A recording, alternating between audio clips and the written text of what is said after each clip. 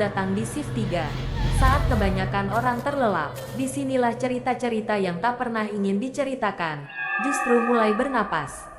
Di channel ini, kita membuka kembali kisah-kisah kelam, rekaman misteri, dan peristiwa tak masuk akal yang terjadi di waktu Shift 3. Setiap suara, setiap bayangan, punya cerita, dan kami ada di sini untuk mengungkapnya. Sebelum kamu melangkah lebih jauh ke dalam kegelapan, tekan subscribe, nyalakan lonceng, share video ini, dan tinggalkan komentar atau masukanmu, agar Shift 3 bisa terus tumbuh dan menghadirkan misteri-misteri yang lebih dalam, lebih gelap, dan lebih nyata. Bersiaplah, karena begitu kamu masuk ke Shift 3, kamu mungkin tidak akan melihat malam dengan cara yang sama.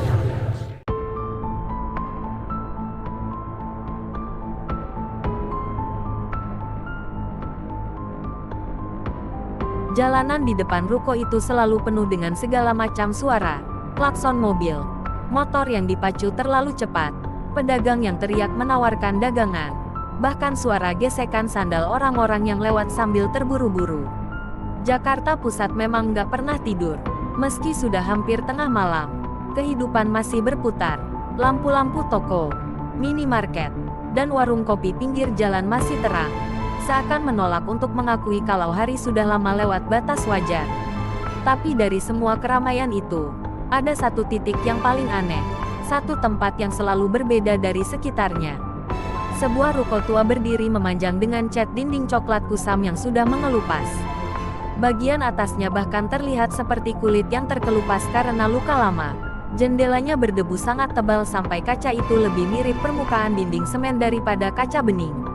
Pintu lipat besinya tampak berat, karatan, dan ada bekas-bekas garis panjang seperti pernah dicakar sesuatu yang tidak jelas. Di atas pintu itu, papan nama yang sudah hampir jatuh masih menggantung miring dengan tulisan pudar, Toko Obat Cina, Sejahtera Jaya. Huruf-hurufnya sebagian hilang, sebagian lagi ditutupi karat sehingga bentuknya nyaris nggak kebaca. Aneh banget rasanya setiap kali aku lewat depan bangunan itu. Keramaian sekitar seperti tidak bisa menyentuh ruko itu. Tempat itu tetap dingin, gelap, dan kayak punya dunia sendiri. Padahal bangunan di kiri dan kanannya hidup banget. Ada salon yang masih buka sampai malam. Ada warung yang sering dipenuhi pekerja lembur. Dan ada ruko lain yang baru aja direnovasi jadi kafe kecil yang selalu ramai pengunjung. Tapi ruko toko obat Cina itu seperti menolak hidup. Setiap aku jalan melewati depannya, selalu ada sensasi aneh. Kayak ada seseorang dari dalam yang memperhatikan aku. Sensasi itu bukan kayak perasaan biasa, tapi semacam dorongan halus yang membuat bulu kuduk berdiri. Kayak ada mata tak terlihat yang ngikutin gerakanku, memastikan aku sadar kalau aku sedang diawasi. Padahal kalau dilihat dari luar, ruko itu gelap gulita, kosong, dan gak ada tanda-tanda kehidupan sama sekali. Awalnya aku kira perasaan itu cuma sugesti, tapi makin sering aku pulang malam karena lembur di kantor, makin kuat juga dorongan itu muncul. Apalagi kalau aku lewat tepat di depan pintunya, entah kenapa selalu ada hawa dingin yang menempel di kulit. Padahal sepanjang jalan udara panas banget. Jakarta jam 11 malam itu masih kayak siang hari saking panasnya. Tapi begitu berdiri di depan pintu ruko itu, rasanya kayak berdiri di hadapan kulkas rusak yang bocor angin dinginnya. Sampai satu malam, kejadian itu mulai terasa makin nyata. Malam itu aku pulang lebih telat dari biasanya. Lemburan parah. Mata rasanya udah pengen jatuh. Kepala berat banget. Tapi aku masih harus jalan kaki sekitar 5 menit sebelum sampai kos. Jalanan mulai agak sepi. Walaupun tetap masih ada beberapa orang lewat dan motor-motor yang bertingkah kayak mereka balapan dengan kegelapan. Angin lewat pelan, tapi gerakannya aneh. Angin itu rasanya lebih dingin, lebih lembut, dan bikin tubuh gemetar sedikit. Pas aku lewat depan ruko itu, tiba-tiba aku mencium aroma melati. Bukan bau melati biasa kayak parfum murah atau pengharum ruangan. Ini baunya lebih kuat, segar, tapi sekaligus bikin kepala berat. Kayak mencium bunga melati yang baru dipetik dan ditumpuk banyak-banyak sampai aromanya nembus ke tenggorokan. Yang bikin makin aneh, bau itu muncul bukan dari arah kebun atau orang lewat, tapi dari celah pintu ruko yang terkunci rapat. Dari dalam ruko yang gelap itu, wangi seram itu keluar pelan, mengalir ke arahku. Aku sempat berhenti beberapa detik karena aneh banget. Dan pikiran spontan yang muncul di kepalaku cuma, "Loh, kok wangi? Ini ruko kosong, kan?" Aku menunduk sedikit, nyari asal aromanya. Dan semakin aku mendekat ke pintu, bau melati itu makin kencang. Seolah-olah ada yang dengan sengaja meniupkannya keluar. Padahal jelas nggak mungkin ada orang di dalam.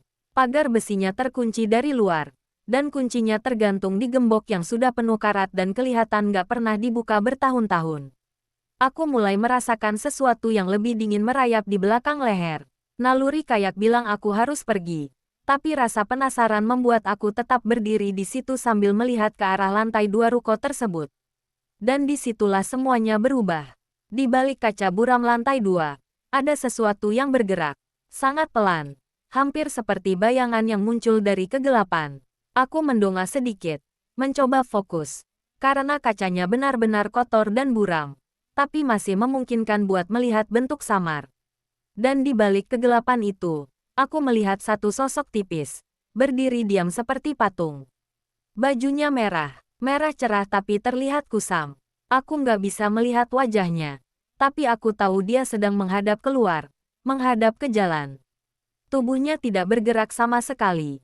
Tapi ada sesuatu yang mengalir dari arah dia berdiri, sesuatu yang membuat jantungku berdetak lebih cepat. Aku langsung mundur 2 langkah. Nafasku jadi nggak teratur. "Apaan itu?" bisikku pelan, dengan suara yang hampir hilang. Sosok itu nggak bergerak, tapi keberadaannya cukup untuk membuatku merinding sampai ke tulang. Dalam beberapa detik itu, dunia luar seperti berhenti. Suara motor, suara orang berjalan. Semuanya hilang seolah-olah ditelan oleh keheningan yang berasal dari ruko itu sendiri. Hanya aroma melati yang semakin kuat dan bayangan perempuan berbaju merah itu yang memenuhi pikiranku. Saat aku berkedip dan mencoba memastikan ulang apa yang kulihat, bayangan itu hilang. Bukan bergerak, bukan berlari, bukan menunduk, hilang begitu saja. Seolah dia memang tidak pernah ada. Tapi aku yakin mataku tidak salah. Sosok itu benar-benar ada. Aku tahu aku melihatnya. Sejak malam itu, pikiranku tidak bisa tenang. Ruko itu menghantui setiap langkahku pulang. Setiap kali aku lewat, aku selalu menengok ke atas, berharap tidak melihat apapun. Tapi justru berharap juga seseorang muncul. Ruko itu seperti memanggil. Makin malam, makin kuat rasa penasaranku. Sampai aku sendiri bingung apakah aku takut atau justru ingin tahu lebih dalam. Dan entah kenapa, dalam beberapa malam berikutnya, aku merasa ruko itu bukan cuma tempat kosong, tapi seperti ada seseorang atau sesuatu yang sedang menunggu aku untuk mengetahui lebih banyak. Ruko itu bukan sekadar bangunan tua, ada kehidupan yang masih tersisa di dalamnya, dan mungkin juga ada yang belum bisa pergi. Besok paginya, setelah semalaman kepikiran sama bayangan perempuan di lantai 2 ruko itu, aku sengaja berangkat kerja sedikit lebih pagi. Bukan karena rajin, tapi karena kepalaku penuh pertanyaan yang terus muter-muter. Rasanya aneh. Bagaimana bisa bangunan yang kelihatannya mati dan berdebu itu tiba-tiba menampakkan sesuatu? Dan bukan cuma sesuatu, tapi sosok perempuan berbaju merah yang dari tadi malam kebayang terus di kepalaku. Waktu aku lewat depan ruko itu lagi, suasananya nggak kalah aneh. Meski langit udah terang, sinar matahari kayak nggak masuk ke dalam bangunan itu. Semua ruko lain kelihatan hidup. Ada yang baru buka pintu. Ada yang nyapu halaman. Ada juga yang lagi bongkar barang. Tapi ruko obat Cina itu tetap gelap, kusam, dan seperti mengeluarkan hawa dingin dari dalam. Padahal panas Jakarta pagi itu nggak main-main. Aku melangkah ke warung kecil di sebelah ruko. Warung itu satu-satunya tempat yang selalu buka dari pagi sampai malam. Dan penjaganya, Pak Darto, sudah kayak landmark daerah situ. Dia selalu duduk di bangku kayu, sambil ngelap gelas atau nyusun bungkus rokok di rak. Usianya mungkin 60 lebih sedikit. Rambutnya sudah memutih, tapi gerakannya lincah. Waktu aku datang, dia langsung senyum. Tapi begitu aku melirik ruko itu sebentar dan balik nanya, "Pak, itu ruko udah lama kosong." "Ya." Senyumnya langsung hilang kayak disedot angin. Dari yang semula duduk santai, Pak Darto jadi menegakkan badan. Dia melihat wajahku lama, seolah ingin memastikan dulu sebelum menjawab. Aku mulai merasa ada yang nggak beres. Kamu lihat sesuatu semalam? Suara Pak Darto pelan, tapi jelas. Aku langsung kaget. Loh, kok Bapak tahu? Saya cuma lihat bayangan sih, sama nyium wangi melati. Jawabku pelan, takut-takut. Entah kenapa, aku takut ngomong keras-keras soal itu. Pak Darto menarik napas panjang, berat, seperti sedang menghela sesuatu yang sebenarnya sudah lama dia pendam. Tangannya yang tadinya memegang gelas tiba-tiba diam dan menggenggamnya lebih kencang. Itu bukan pertama kalinya, katanya lirih. Banyak yang lihat, jantungku berdetak lebih cepat. Aku mendekat sedikit, takut tapi kepo. Bapak maksud, lihat apa? Pak Darto menoleh sedikit ke arah ruko itu, lalu kembali memandangku. Matanya seperti menyimpan cerita panjang. Dia kemudian mulai bercerita, tapi nada suaranya lebih rendah, hampir seperti berbisik. Ruko itu dulunya punya keluarga Tionghoa. Orangnya baik-baik, mereka jual obat herbal. Ramah sama semua pelanggan. Bapak dulu sering diajak ngobrol sama pemiliknya. Mereka nggak pernah punya masalah sama siapapun. Aku menyimak sambil memegang gelas teh yang baru saja aku beli. Teh itu panas. Tapi entah kenapa tanganku malah terasa dingin. Tapi 20 tahun lalu, lanjutnya, ada kejadian yang bikin semua orang sini kaget. Aku menelan ludah. Satu malam, anak perempuan pemilik toko itu hilang. Usianya masih 20-an, cantik, kalem, dan selalu bantu di toko. Orangnya ramah, dan sering senyum sama orang sekitar. 3 hari dicari, nggak ketemu. Aku mulai merinding, suara kendaraan lewat, orang-orang jalan. Semua terasa makin jauh saat aku mendengarkan cerita itu. Terus, ketemunya di mana? Pak, tanyaku dengan suara lebih pelan. Pak Darto menundukkan kepala sebentar, seperti ragu untuk melanjutkan. Ketemunya di dalam ruko itu juga, katanya akhirnya. Tepat di ruang penyimpanan belakang. Dia menghela napas lagi. Fotonya sempat rame dibicarain waktu itu, tapi lama-lama hilang. Polisi bilangnya kejadian kriminal biasa, tapi banyak warga nggak percaya. Aku mulai mengusap lenganku sendiri. Bulu kuduku berdiri, katanya sejak itu. Lanjut Pak Darto. Kalau malam suka ada wangi melati muncul dari arah ruko. Persis kayak yang kamu cium semalam. Aku mendadak merasa seluruh tubuhku dingin. Aku coba nyengir, tapi malah kaku. Terus soal bayangan perempuan itu, Pak, tanyaku. Meski suaraku mulai goyah. Pak Darto memandangku lama sebelum menjawab. Matanya sedikit menyipit, seperti sedang memilih kata-kata yang tepat. Ada yang bilang sering lihat perempuan berbaju merah berdiri di lantai 2. Katanya pelan. Cuma diem aja. Kadang menghadap keluar jendela. Kadang menghadap ke dalam. Bajunya merah. Ulangku pelan. Iya. Jawabnya. Persis kayak baju terakhir yang dipakai anak pemilik toko itu sebelum dia hilang. Sekujur tubuhku langsung merinding. Tanganku yang memegang gelas tiba-tiba gemetar sedikit. Aku mencoba tertawa kecil untuk mengusir rasa takut. Tapi suaranya sama sekali nggak meyakinkan.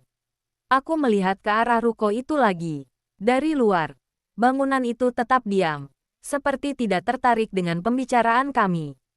Tapi ada satu hal yang membuatku nggak bisa berhenti memperhatikannya. Jendela lantai 2. Meski buram, aku merasa ada sesuatu di belakangnya. Sesuatu yang memperhatikan. Ada yang pernah coba masuk. Pak, tanyaku lagi. Hati-hati. Pernah.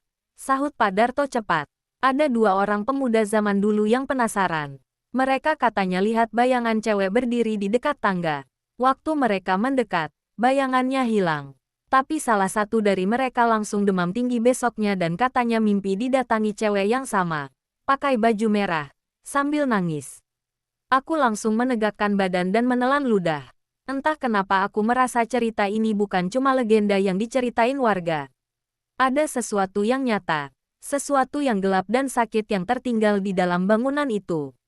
Sampai sekarang, ruko itu nggak pernah laku disewa lagi. Lanjut Pak Darto.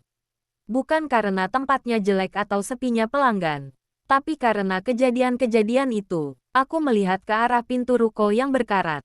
Dari celah bagian bawahnya, aku merasa seperti ada angin dingin keluar. Padahal semua pintu toko lain tertutup rapat dan udara sedang panas-panasnya. Sebenarnya, tambah Pak Darto sambil menatap gelas di tangannya. Waktu kamu bilang cium bau melati semalam, saya sudah curiga. Aku kaget. Curiga apa? Pak Darto menatapku dalam. Kalau kamu mencium bau itu, berarti dia lagi ada di sekitar kamu. Aku refleks mundur satu langkah. Jantungku serasa loncat. Tetapi saya cuma lewat. Pak, kataku gugup. Justru itu, kata beliau. Biasanya yang lewat saja bisa kecium baunya.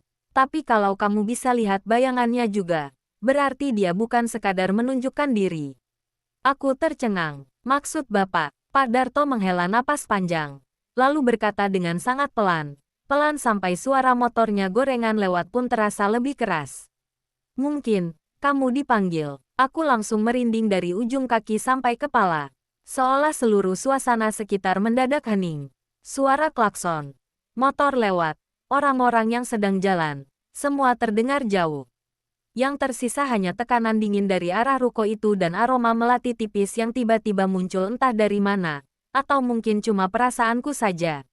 Tapi aku yakin, mulai hari itu, hidupku tidak akan sama lagi. Sore itu suasana Jakarta Pusat masih ramai seperti biasa. Klakson, teriakan pedagang kaki lima, dan suara pintu toko digeser para pemilik usaha yang hendak tutup. Tapi di tengah keramaian itu, satu suara yang paling menarik perhatian justru suara berdecit dari pintu lipat ruko tua yang selama ini selalu tertutup rapat. Dari jauh, aku sudah melihat dua orang memakai rompi kebersihan kota berdiri di depan pintu besi itu. Mereka tampak sibuk berusaha membuka gembok yang karatnya sudah seperti kerak batu. Dan akhirnya, setelah beberapa kali bantingan besi bertemu besi, pintu itu terbuka perlahan. Untuk pertama kalinya setelah kabarnya bertahun-tahun kosong, ruko itu terbuka. Aku yang kebetulan lewat langsung berhenti dan pura-pura membeli minuman di warung Pak Darto. Padahal niatku cuma satu, mengawasi. Dari tempatku berdiri, aku bisa melihat bagian dalam ruko itu sedikit demi sedikit, seiring pintu besi terangkat ke atas. Suara gesekan karat yang terdengar nyaring membuat bulu kuduku berdiri. Dalam hati aku bergumam, kayak bangunin sesuatu yang harusnya nggak dibangun. Begitu cahaya sore masuk ke dalam ruko, debu-debu tipis terlihat melayang di udara. Rak-rak kayu yang bengkok dan meja kasir lama yang penuh bekas goresan terlihat samar. Bahkan, masih ada beberapa botol kaca kecil berlabel tulisan Cina yang tersisa, seolah tak pernah dipindahkan sejak hari terakhir toko itu beroperasi. Dua petugas kebersihan masuk, membawa senter dan masker. Meski begitu, dari wajah mereka, aku bisa lihat kalau mereka sebenarnya enggan. Ada rasa ragu yang jelas pada langkah-langkah pertama mereka. Sambil membalik badan, petugas pertama menatap temannya dan berkata, "Kamu yang naik ke atas ya?" Temannya langsung memasang wajah tak setuju. "Loh, kenapa gue? Lu aja, Astela. Gue alergi debu." Jawabnya cepat. Aku pura-pura sibuk membuka tutup botol minuman sambil terus mendengarkan. Bukan cuma aku yang memperhatikan. Beberapa pedagang sekitar juga sempat melirik, meski akhirnya kembali sibuk melayani pelanggan. Setelah sekitar 5 menit membersihkan bagian depan, petugas yang lebih muda terlihat mulai menaiki tangga tua di tengah ruko. Tangga itu bentuknya sempit, berderit setiap diinjak, dan banister kayunya tampak lapuk. Lampu senter yang dia arahkan ke atas membuat bayangannya sendiri terlihat meliuk-liuk di dinding, menciptakan kesan bahwa ada banyak sosok lain yang bergerak bersamanya. Aku mendekat sedikit, pura-pura memperhatikan daftar harga di dinding warung. Padahal mataku memantau penuh terhadap ruko itu. Dan di saat aku menajamkan pandangan, suasana tiba-tiba berubah. Angin yang sebelumnya gerah dan kering, mendadak berubah dingin. Bukan dingin AC, tapi dingin lembab seperti udara pagi di kuburan setelah hujan. Dari celah pintu ruko, angin itu merembes keluar dan menyentuh kulitku, membuat bulu-bulu halus di leher langsung berdiri. Beberapa detik kemudian, petugas yang naik ke lantai 2 terdengar berhenti. Ada suara sepatu yang berhenti tepat di ujung tangga.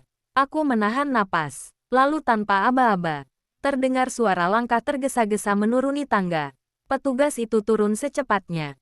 Wajahnya pucat seperti baru melihat kecelakaan. Dia bahkan tidak menutupi rasa takutnya. Nafasnya tidak beraturan, dan matanya menghindari kontak dengan siapapun. Aku langsung tanya, "Ada apa, Bang?" Dia menelan ludah, lalu geleng kepala. "Saya nggak naik lagi ke atas," katanya terbata. "Saya kira ada orang di pojokan. Cewek, diam, pakai baju merah. Tapi begitu saya senter, hilang." Wajahnya benar-benar panik. Tangan yang memegang senter bergetar. Kaki-kakinya goyah kayak orang abis maraton. Aku belum sempat menjawab ketika petugas itu langsung cabut begitu saja. Tidak peduli dengan lapel, sapu, bahkan tas kecilnya yang tergeletak di dekat kasir. Temannya yang masih berada di bawah cuma melongo, tidak bisa berkata apa-apa. Dan pada akhirnya, dia ikut kabur juga. Pintu ruko terbuka tanpa siapapun menjaganya. Pak Darto, yang sedari tadi mengamati dari balik kaca warung, hanya menggeleng pelan sambil menghela napas berat. Seperti seseorang yang sudah berkali-kali melihat kejadian serupa. Seolah peristiwa itu bukan hal baru. Aku sendiri berdiri terpaku, mencoba memahami apa yang sebenarnya dilihat petugas kebersihan itu. Cewek berbaju merah, bayangan, hilang. Semua itu terdengar sangat mirip dengan cerita Pak Darto kemarin. Sore beranjak malam, dan langit Jakarta mulai berubah warna jadi oranye keabu-abuan. Lampu-lampu toko mulai menyala, dan hiruk-pikuk orang pulang kerja memenuhi jalanan. Tapi entah kenapa, ruko itu seolah menjadi pusat dari segala keanehan malam itu. Aku menunggu sampai suasana benar-benar sunyi. Menunggu hingga pedagang-pedagang mulai membereskan lapak. Menunggu sampai Al-Fatihah dari pengemis di pojok terhenti. Dan saat lampu-lampu jalan mulai menyinari depan ruko dengan warna kuning lembut, aku melangkah mendekat. Aku tidak masuk. Tapi aku berdiri cukup dekat di depan pintu lipat ruko itu. Cukup dekat untuk melihat bagian dalam yang remang-remang. Cukup dekat untuk merasakan aroma lembab dari kayu lapuk dan debu yang menua. Cukup dekat untuk merasakan getaran aneh yang seolah keluar dari lantai 2. Aku menyalakan aplikasi perekam suara di HP. Bukan untuk konten, bukan untuk sok berani, tapi karena, entahlah, ada dorongan kuat dari dalam diri untuk tahu apa sebenarnya yang ada di dalam bangunan itu. Setelah beberapa detik perekaman, awalnya hanya suara kendaraan yang lewat, lalu suara klakson, lalu suara tawa anak-anak yang berjalan pulang sambil bawa minuman bubble tea. Biasa saja, tapi kemudian, ada suara halus dari lantai 2. Awalnya samar, seperti gesekan kain, lepas pendek, lalu berhenti. Kudengar seperti seseorang menggeser langkah kecil, lembut, ringan, tidak lebih berat dari tapakan seorang perempuan. Aku mengangkat kepala perlahan. Tidak ada siapa-siapa di lantai 2. Tapi kain itu bergesek lagi. Lebih jelas, seperti ada rok panjang yang tersapu oleh debu lantai. Dan saat aku menahan napas, tiba-tiba bau melati muncul. Bukan sekadar wangi samar, bukan sekadar aroma lembut, tapi wangi melati yang menusuk. Wangi yang sangat kuat, seolah ada seikat bunga segar diperas tepat di depan hidung. Bau itu tidak datang dari luar, tidak terbawa angin, tapi muncul dari dalam ruko. Dari lantai 2, dari tempat perempuan itu berdiri semalam. Aku mematung selama beberapa detik, bingung apakah harus lanjut atau pergi. Tapi sebelum aku sempat mengambil keputusan, terdengar suara kecil. Sesuatu seperti napas pelan, dan sesaat kemudian, terdengar suara lain, seperti langkah kecil yang turun dari tangga. 1 langkah, lalu 2, lalu berhenti. Di dalam kegelapan ruko itu, aku merasa ada sesuatu, atau seseorang, sedang memperhatikanku dari atas. Tidak ada wujudnya, tidak ada sosoknya, tapi sensasinya nyata, terlalu nyata. Aku menelan ludah, menahan getaran di lutut, dan di saat aku membalikkan badan, tiba-tiba pintu besi ruko bergerak sendiri. Tidak menutup sepenuhnya, hanya bergeser sedikit, cukup untuk membuat suara klang pelan yang membuat jantungku hampir berhenti. Bau melati semakin pekat, dan di ujung pandanganku, di balik kaca buram lantai 2, seperti ada sesuatu yang bergerak pelan. Bayangan perempuan, baju merah, diam, seperti menungguku sejak tadi. Aku langsung mundur perlahan, tidak berani berpaling lagi. Begitu cukup jauh, aku berbalik dan berjalan cepat meninggalkan tempat itu. Dari jauh, ruko itu kembali tampak gelap dan tidak berpenghuni. Tapi aku tahu, ada sesuatu di lantai 2 yang tidak ingin sendirian. Dan malam itu adalah pertama kalinya aku benar-benar sadar bahwa ruko tua itu tidak sekadar bangunan kosong. Ada seseorang yang masih tinggal di sana. Besok malamnya aku lewat lagi di depan ruko itu. Padahal sebelumnya aku sudah bilang ke diri sendiri untuk berhenti kepo. Berhenti mikir soal ruko itu. Dan fokus pulang saja. Tapi semakin aku mencoba nggak peduli, semakin ada sesuatu yang kayak narik aku balik. Dan malam itu, entah kenapa langkahku otomatis berhenti tepat di depan pintu ruko tua itu. Seolah tubuhku bergerak tanpa disuruh. Lampu jalan di sebelah ruko itu berkedip-kedip. Dan suasananya terasa lebih sunyi dari biasanya. Bahkan suara bising jalan raya yang biasanya memenuhi udara malam di Jakarta Pusat itu seolah memudar saat aku berdiri di sana. Hal pertama yang bikin aku merinding adalah posisinya pintu lipat besi ruko itu, yang biasanya tertutup rapat, sekarang setengah terbuka. Bukan terbuka lebar, bukan cuma celah kecil, tapi pas setengah. Seolah ada yang membuka sampai tengah, lalu berhenti tepat di situ. Aku sampai berkali-kali berkedip buat memastikan mataku nggak salah lihat. Padahal aku tahu betul kemarin pengelola gedung sendiri yang ngegembok lagi pintunya sampai bunyinya keras. Apa jangan-jangan ada pencuri, pikirku. Tapi kalau pencuri, pasti pintunya didongkel pakai paksa dan bakal ada bekas congkelan. Ini enggak, gemboknya enggak rusak, cuma terbuka. Kayak ada tangan dari dalam yang ngedorong pintunya pelan. Aku mulai curiga, tapi sensasi penasaran yang dari kemarin nyiksa kepala aku jadi makin besar. Dan akhirnya aku memberanikan diri buat mendekat. Aku menelan ludah sambil nyalain flashlight HP. Cahaya itu menyorot debu tebal yang berterbangan seperti butiran putih halus di udara. Bikin dalamnya ruko terasa lebih dingin daripada luar. Rak-rak tua. Meja kasir yang sudah hampir lapuk. Papan nama obat herbal berhuruf Cina yang setengah patah. Semuanya terlihat kayak berhenti pada waktu yang sama sejak bertahun-tahun lalu. Saat aku melangkah satu langkah lebih dekat, sesuatu membuat bulu tengkukku berdiri. Bau melati itu muncul lagi. Wangi yang sama. Wangi yang kuat tapi dingin. Bukan bau bunga segar, tapi wangi yang kayak keluar dari sesuatu yang sudah terlalu lama terkunci di tempat tertutup. Bau itu keluar pelan, mengalir dari dalam ruko seperti kabut tak kasat mata. Aku memegang pintu lipat itu dengan satu tangan, tapi aku nggak berani buka lebih lebar. Rasanya kayak lagi buka pintu kamar seseorang yang tidur di dalam, takut ngebangunin. Dari gelap ruang depan itu, aku bisa lihat bagian lantai 2 yang sedikit terbuka di antara dua balok kayu penyangga. Saat aku mau melangkah mundur, karena perasaan tidak enak sudah naik sampai ke dada, suara itu terdengar. Krek, pelan, seolah dari lantai kayu yang diinjak seseorang. Aku langsung berhenti napas. Aku menatap ke arah atas. Cahaya HP cuma sampai setengah, tapi cukup untuk bikin aku lihat bayangan sesuatu bergerak di lantai 2. Bukan jelas bentuknya, tapi bayangannya memanjang ke dinding. Kayak ada seseorang yang lagi berdiri atau jalan pelan. Krek, krek, suara itu makin jelas. Suara kayu tua ditimpa berat badan seseorang. Tapi langkahnya pelan. Sangat pelan, seperti orang yang tak ingin terlihat sedang bergerak. Atau seseorang yang jalannya bukan manusia biasa. Aku spontan mundur 3 langkah. Senter HP goyang karena tanganku gemetar. Hatiku deg-degan. Ini bukan suara tikus, bukan suara angin. Ini langkah manusia. Waktu aku lagi panik mau kabur, tiba-tiba terdengar suara lain. Sesyah, kayak suara kain diseret, atau ujung baju panjang yang kena lantai. Aku langsung merinding dari kepala sampai kaki. Dan entah kenapa, bau melati tiba-tiba lebih tajam. Sampai aku refleks menutup hidung tapi aromanya tetap menusuk. Kayak sumber wangi itu cuma berjarak beberapa meter dari aku. Aku sebenarnya sudah mau lari.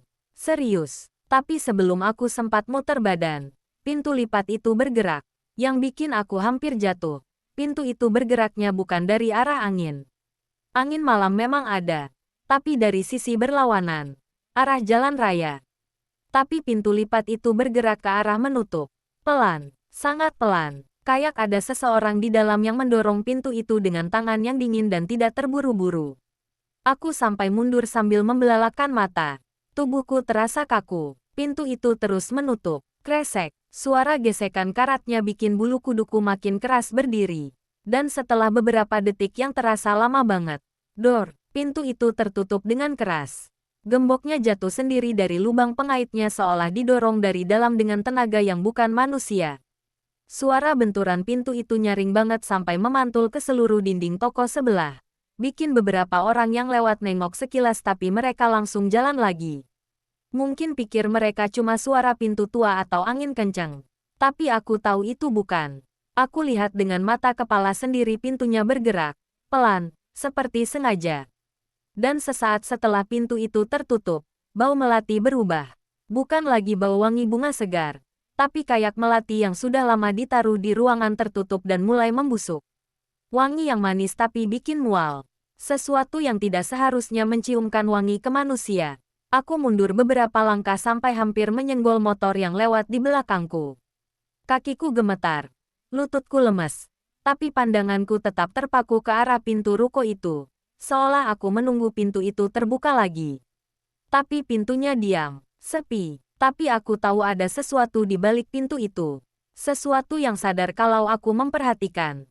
Saat aku mau jalan cepat dari sana, aku mendengar suara lembut, sangat pelan, tapi jelas. Suara perempuan, berbisik dari balik pintu, "Jangan pergi," dan bau melati makin menyengat. Aku langsung lari secepat yang aku bisa. Sejak kejadian pintu lipat yang menutup sendiri dengan suara menggelegar itu, pikiranku tidak pernah benar-benar tenang. Setiap malam, bayangan ruko tua itu seperti mengikuti di belakangku, terutama saat aku pulang melewati jalan yang sama. Tapi pada malam ketiga, semuanya berubah menjadi lebih aneh dan jauh lebih nyata dari yang pernah kubayangkan. Malam itu, aku tertidur cukup larut karena tubuh capek dan kepala penuh pikiran. Tapi belum 1 jam aku terlelap, mimpi itu datang begitu jelas, begitu hidup. Sampai aku merasakannya seperti kenyataan. Di dalam mimpi itu, aku berdiri tepat di tengah ruko tua yang sudah beberapa kali membuatku merinding. Lantainya dingin, debunya menebal, tapi entah kenapa suasana ruko itu tampak lebih utuh daripada kondisi aslinya yang sudah rusak. Rak-rak kayu berdiri rapi, lampu neon kuning remang menggantung, dan meja kasir terlihat bersih seperti masih digunakan. Dan bau melati. Bau melati itu begitu kuat, menusuk hidung. Bukan sekadar wangi bunga biasa, tapi wangi yang terlalu pekat, seperti aroma yang sengaja ditebarkan tepat di depan wajah. Aku mencoba menggerakkan tangan, dan terasa nyata sekali. Bahkan ketika aku menggenggam baju sendiri, rasanya seperti benar-benar ada. Di kejauhan, aku mendengar suara pelan yang berulang. Awalnya samar, seperti suara kain yang diseret pelan. Lalu berubah menjadi langkah kecil yang menuruni anak tangga. Detak jantungku makin cepat. Setiap anak tangga yang diinjak seperti memberi gema ke seluruh ruangan. Lalu dia muncul. Perempuan itu. Dia berdiri di pertengahan tangga. Memakai gaun merah panjang yang lusuh namun mencolok di antara cahaya kuning redup. Rambutnya panjang, hitam, menutupi separuh wajahnya. Tubuhnya sedikit membungkuk seakan kelelahan. Kulitnya pucat sekali. Hampir seperti tidak mengalir darah sama sekali. Tapi yang paling membuatku terpaku adalah caranya menatapku. Bukan tatapan marah. Bukan tatapan ingin menakut-nakuti. Tapi tatapan seseorang yang minta tolong. Tatapan seseorang yang sudah terlalu lama menunggu dan tidak ada yang mendengar. Dia melangkah turun 1 anak tangga. Bau melati makin kuat. Aku refleks mundur setengah langkah. Tapi tubuhku membeku. Tidak bisa kabur. Tidak bisa bergerak. Seolah ada yang menahan kakiku. Perempuan itu mengangkat tangan kanannya perlahan. Telapak tangannya menghadap ke arahku. Lalu jemarinya menunjuk ke belakang tubuhku. Aku menoleh perlahan, dan aku melihat sesuatu yang membuat darahku seperti berhenti mengalir. Ruang penyimpanan. Pintu kayunya setengah terbuka. Gelap dan dingin. Dari pintu itu, muncul kabut tipis yang bergerak pelan seperti napas seseorang. Dia menunjuk ke sana. Kemudian bibirnya bergerak, suaranya lirih, seperti angin yang memaksa dirinya berbicara. "Tolong, saya masih di sana." Suara itu membuat seluruh tubuhku gemetar. Itu bukan suara ancaman, itu suara seseorang yang benar-benar ketakutan dan terjebak. Aku mencoba bicara, tapi suaraku tidak keluar. Seolah tenggorokanku dicekik rasa takut. Saat aku menatap kembali ke arahnya, perempuan itu sudah berdiri jauh lebih dekat. Hanya sekitar 2 meter, rambutnya jatuh menutupi wajah, dan ujung gaunnya seperti bergerak tertiup angin padahal tidak ada hembusan angin sama sekali. Tiba-tiba lampu di dalam mimpi itu padam satu persatu. Cetak, cetak, cetak, suaranya cepat, seperti saklar yang ditekan berkali-kali. Sampai akhirnya ruangan benar-benar gelap kecuali satu cahaya kecil yang menyinari wajah pucat perempuan itu. Wajahnya retak, literal retak seperti porselen yang pecah. Dari sela-sela retakan itu keluar aroma melati yang lebih kuat dan lebih menusuk. Dia membuka mulutnya, perlahan, sangat perlahan, seakan ingin berteriak tapi tidak bisa. Lalu semuanya gelap, aku terbangun dengan napas memburu. Badanku basah oleh keringat dingin. Padahal AC kamar mati karena listrik sedang padam. Jam di HP menunjukkan pukul 2.37. Aku duduk lama di tepi ranjang, mencoba tenang, tapi dada masih berdegup sekeras-kerasnya. Mimpi itu terasa terlalu nyata, terlalu hidup, terlalu rincin, sampai rasanya itu bukan mimpi, tapi semacam pesan. Setelah beberapa menit berjuang menenangkan diri, ada sesuatu yang membuat bulu kuduku berdiri. Bau melati, samar, tapi ada, di kamar, padahal tidak ada bunga, tidak ada pengharum ruangan. Tidak ada apapun. Jantungku hampir melompat saat menyadari itu. Dan entah kenapa, saat itu juga aku merasakan dorongan kuat, yang sulit dijelaskan, bahwa aku harus kembali ke ruko itu. Bukan besok, bukan nanti, tapi malam itu juga, seolah ada yang memanggil, seolah ada yang menunggu. Aku mengambil jaket, kunci motor, dan langsung berangkat. Jalanan Jakarta Pusat menjelang jam 3 pagi benar-benar sepi. Lampu jalan beberapa berkedip-kedip. Ada yang mati, membuat suasana seperti adegan film horor. Langkahku terasa lebih berat saat mendekat ke ruko itu. Dan ketika sampai, aku langsung terpaku. Pintu ruko tertutup, tapi tidak terkunci. Gagangnya bergoyang sendiri pelan, sedikit bergetar, seperti baru saja dipegang seseorang. Padahal tidak ada siapapun di sana. Aku menelan ludah, mengatur napas, dan pelan-pelan mendorong pintu itu. Engsel yang aus mengeluarkan suara berdecit panjang. Begitu pintu terbuka, bau melati langsung menyergap dari arah belakang ruangan. Bukan bau samar seperti di kamar tadi. Tidak, ini jauh lebih kuat, jauh lebih menusuk. Bau yang sama seperti di dalam mimpiku. Rak-rak tua bergoyang pelan seperti ada angin lewat padahal udara di dalamnya sangat pengap. Debu menari di udara. Terlihat jelas dalam sorotan senter HP-ku. Lampu jalan dari luar masuk lewat celah jendela berdebu dan memberikan siluet-siluet aneh di dalam ruangan.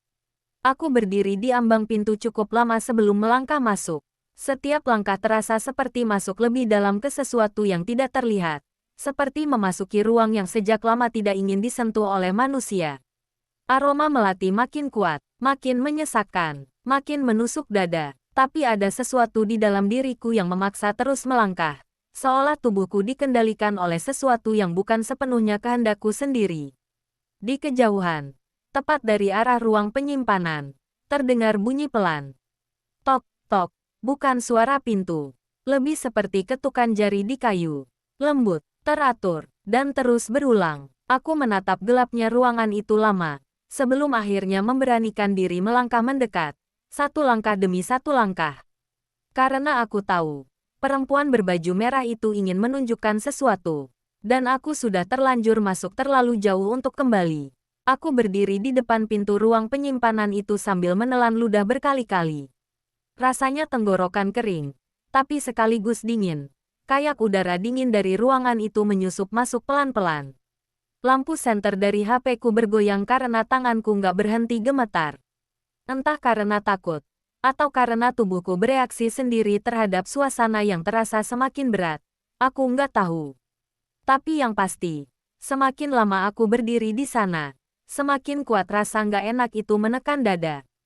Ruangan itu gelap, lembab, dan bahkan sebelum aku menyentuh gagangnya, aku sudah bisa mencium bau apek bercampur bau melati yang entah kenapa malah semakin pekat. Pintu itu sendiri terlihat seperti bagian paling tua di seluruh ruko. Kayunya sudah retak. Beberapa bagian menggelembung seperti pernah kena air. Ada bercak hitam seperti jamur.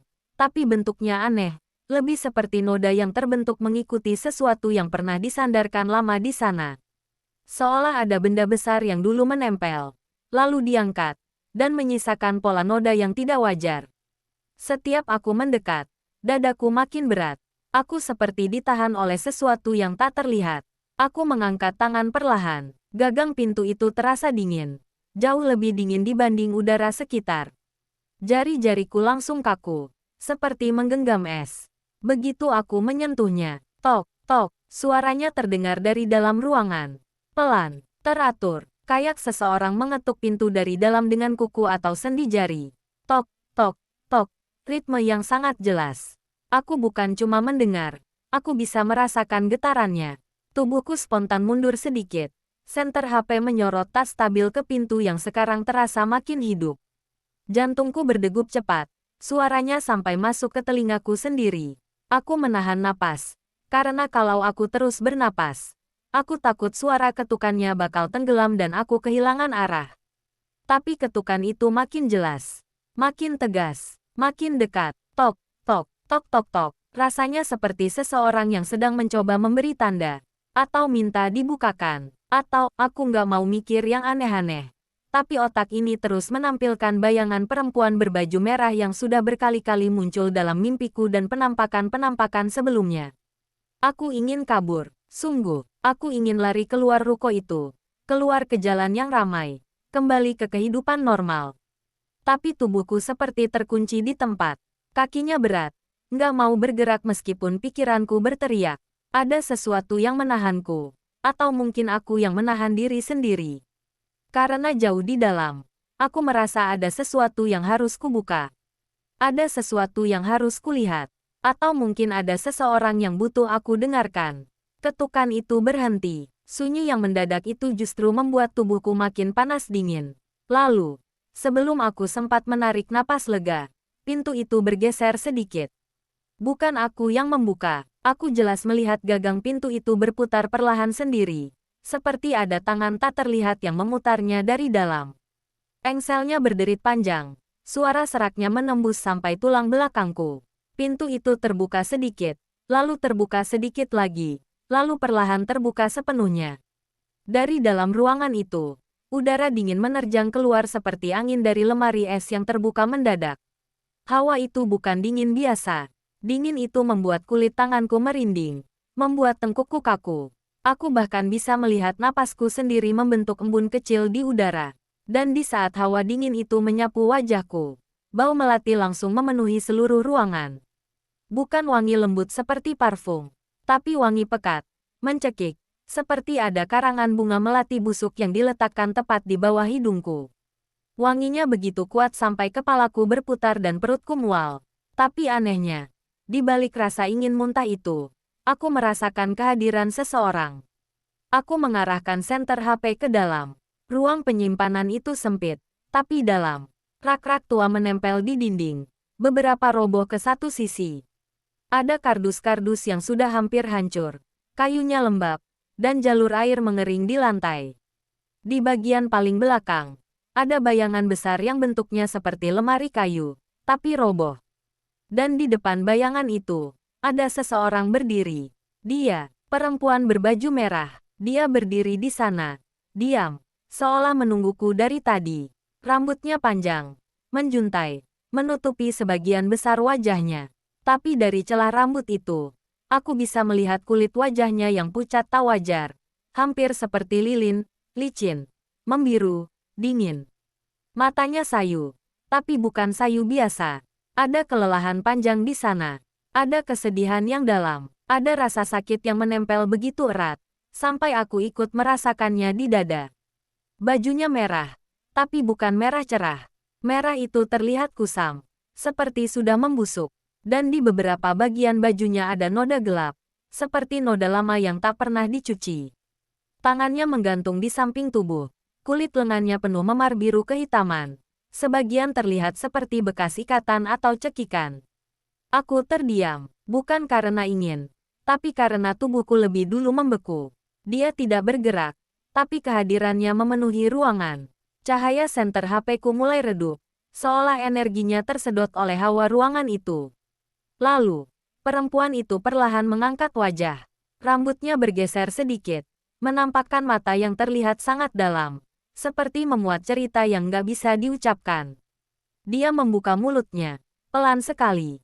Tolong, suaranya lirih, serak, seperti keluar dari tenggorokan yang sudah lama tidak digunakan untuk berbicara. Suara itu membuat seluruh ruangan bergetar ringan. Aku mencoba mendekat sedikit tanpa sadar. Bilang ke papa, dia menarik napas yang jelas bukan napas manusia. Suaranya seperti hembusan udara dari rongga kosong. Saya tidak pergi. Kelopak matanya berkedut, seperti menahan sesuatu yang sakit.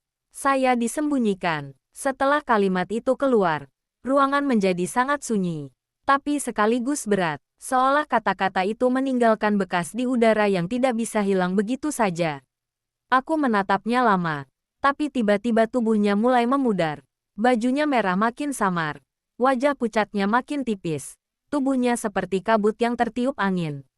Dia tidak langsung hilang dalam sekejap, dia hilang perlahan, seperti seseorang yang berjalan menjauh di lorong gelap. Dalam beberapa detik, hanya ada wangi melati yang tersisa. Aku berdiri di sana, masih menatap ruang penyimpanan yang kosong. Tapi perasaanku tidak menganggap ruangan itu kosong sama sekali. Rasanya seperti dia masih di sana, masih mengikuti dari belakang, masih menunggu sesuatu, masih ingin bicara, tapi tidak bisa.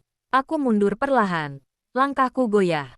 Senter HP redup, hampir mati. Setiap gigitan dingin dari udara ruangan itu menembus jaketku.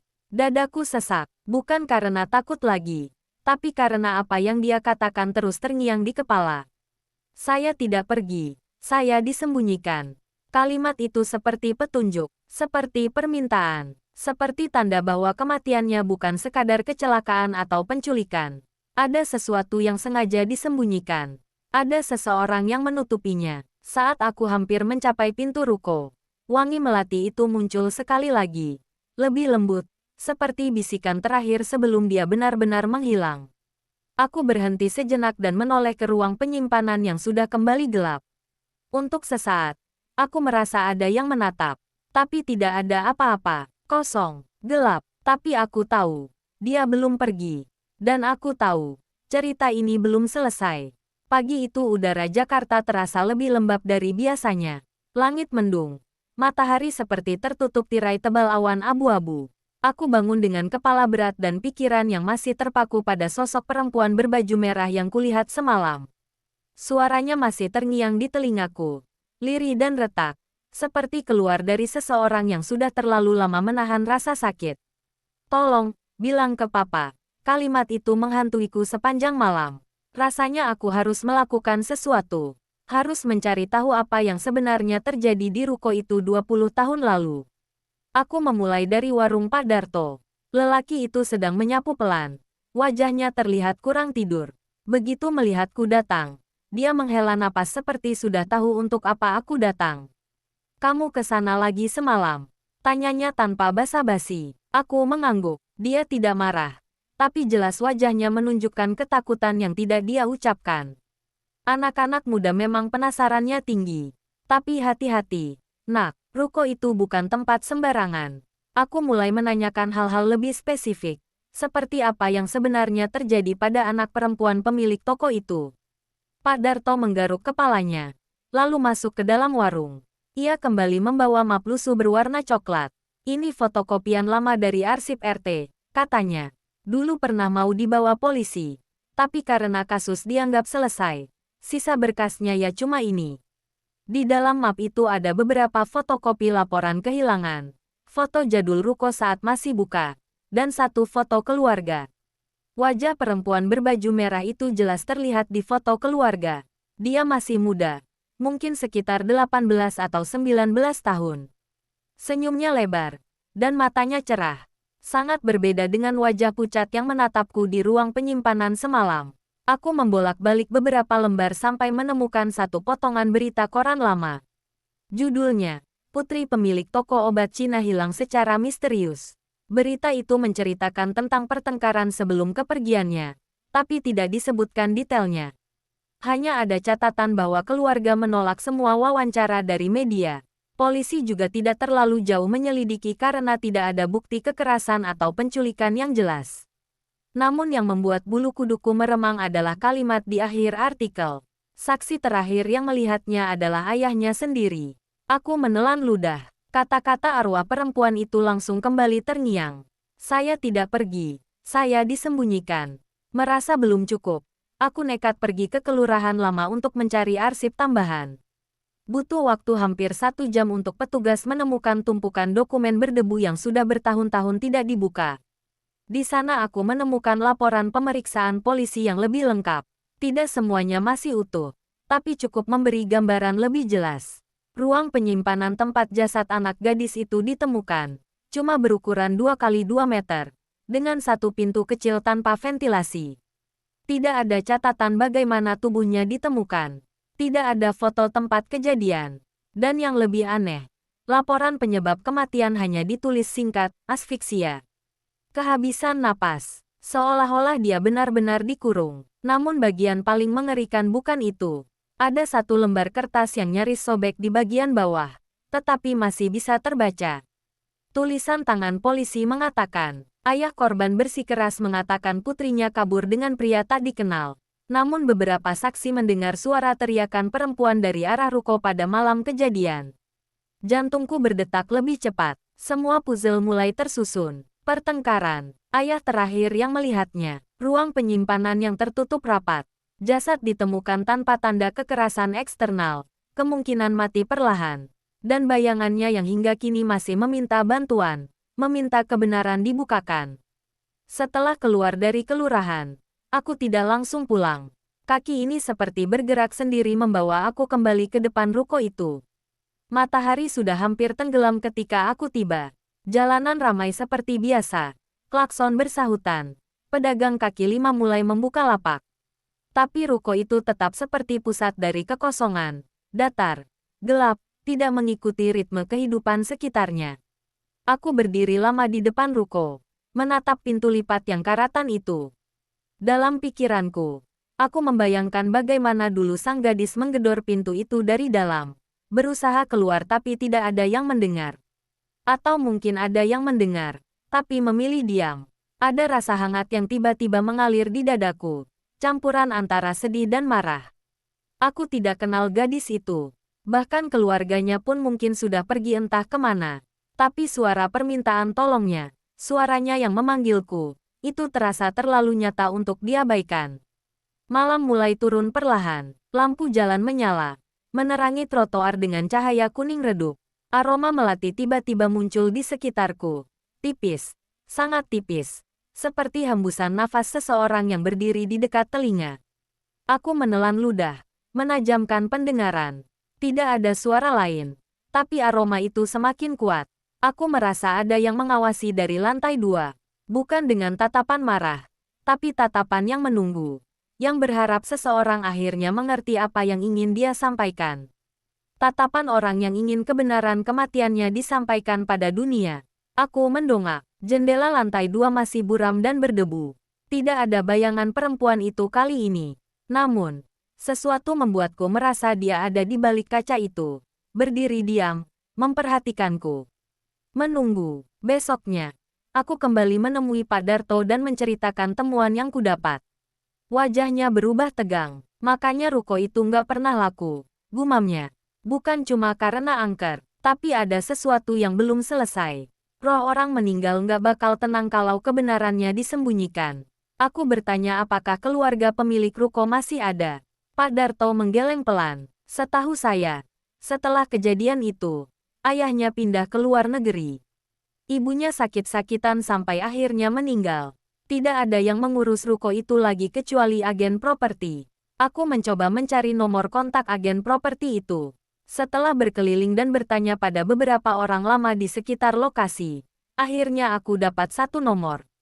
Saat ditelepon, agen itu mengatakan bahwa ruko tersebut sudah puluhan tahun ditawarkan, tapi selalu gagal disewa. Bukan karena kondisi bangunan, Mas, katanya, tapi karena ada kejadian tidak wajar. Banyak penyewa mundur walaupun belum sempat melihat bagian dalam. Suara agen itu merendah saat melanjutkan. Dan anehnya, Setiap kali kami mau renovasi besar atau bongkar bagian dalam, selalu ada kecelakaan kerja. Seperti ada yang melarang disentuh. Aku merinding hebat. Setelah telepon itu berakhir, aku berdiri diam di pinggir jalan, tepat di depan ruko. Aku tahu apapun yang kutemukan tidak akan mengubah masa lalu. Tapi setidaknya, aku bisa menyampaikan kebenaran yang diinginkan perempuan berbaju merah itu. Aku mengangkat kepala, menatap lantai 2 sekali lagi, dan entah kenapa aku merasa dia tersenyum pelan. Bukan senyum bahagia, tapi senyum lega. Senyum seseorang yang akhirnya ada yang mendengar ceritanya. Aroma melati menguar lembut di sekitarku, lalu hilang. Begitu saja, seperti ia akhirnya bisa beristirahat sebentar, karena kebenaran mulai terbuka. Namun meski begitu, ruko tua itu masih tetap menyimpan misterinya. Sampai hari ini, banyak orang yang lewat malam-malam mengaku melihat sosok perempuan berdiri di lantai 2. Tidak bergerak, hanya memandang keluar, seolah masih mencari seseorang. Mungkin mencari ayahnya, mungkin ingin memastikan bahwa semua kebenaran akhirnya terungkap. Atau mungkin, menunggu seseorang yang berani membuka pintu ruang penyimpanan itu sekali lagi. Dan wangi melati, aroma khas yang selalu muncul setiap kejadian terjadi, masih terus tercium kadang-kadang di sekitar ruko itu. Tipis, tapi jelas. Seperti pesan yang tidak pernah selesai. Seolah-olah dia memang belum benar-benar pergi. Karena kebenaran yang paling dalam masih belum sepenuhnya terungkap.